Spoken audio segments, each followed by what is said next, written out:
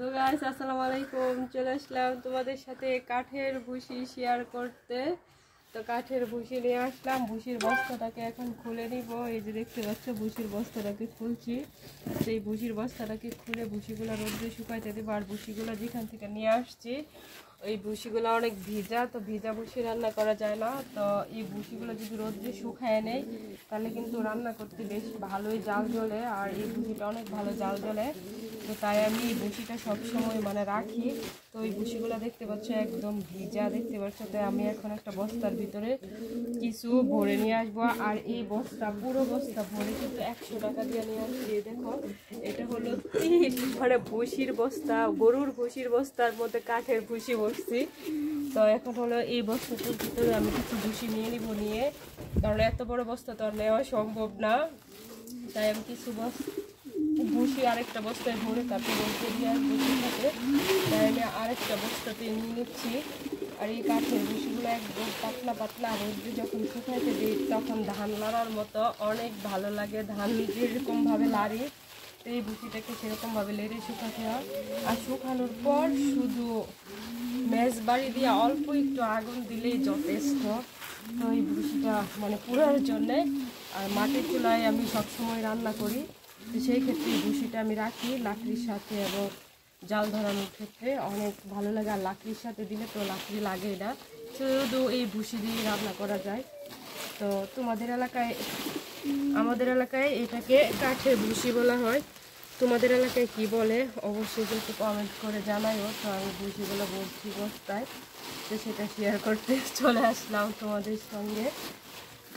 আসলে এই ভুসিগুলো যখন নিয়ে আসছি তখন এই বস্তাটা ভরছি, এখন এই বস্তা থেকে আরেকটা বস্তায় ভরছি, ভরে তারপরে কিন্তু নামাবো। আরেকটা কারণ হলো বস্তাটা যে সময় বইরা আনছি আমি কিন্তু বাড়ি থেকে একদম নতুন একটা বস্তা নিয়ে গেছি। বইরা সবটুকু আনতে পারছি কিন্তু বাড়িতে আই না ফালায় কিন্তু এই যে বস্তাটা কিন্তু ছিঁড়া গেছে।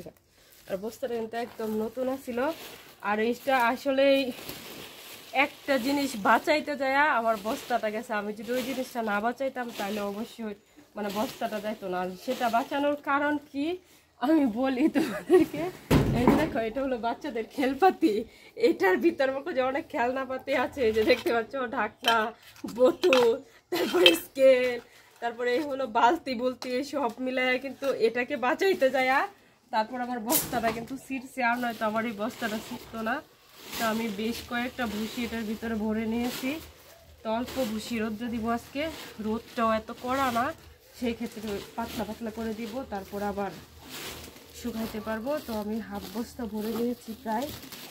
তো এই হাফ বস্তাগুলি এখন রোদ্রে দিয়ে আসবো। আর বাকি যে ভুসিগুলো আছে ওইগুলো আবার কালকে বা পরশু রোদ্রে দিব।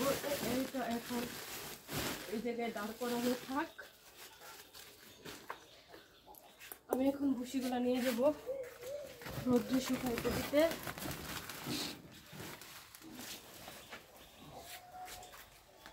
তো রোদ্রে শুকাইতে দিতে যাচ্ছি। তো আমার ভুসির এই ভিডিওটা কেমন হলো অবশ্যই কমেন্ট করে জানাবা। আর রোদ্রে নিয়ে যাচ্ছি শুকানোর জন্য, চলে যায়।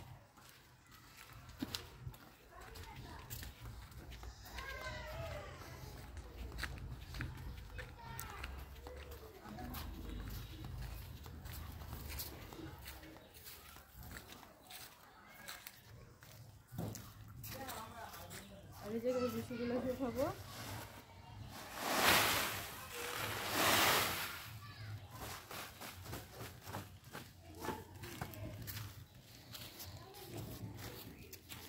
এখন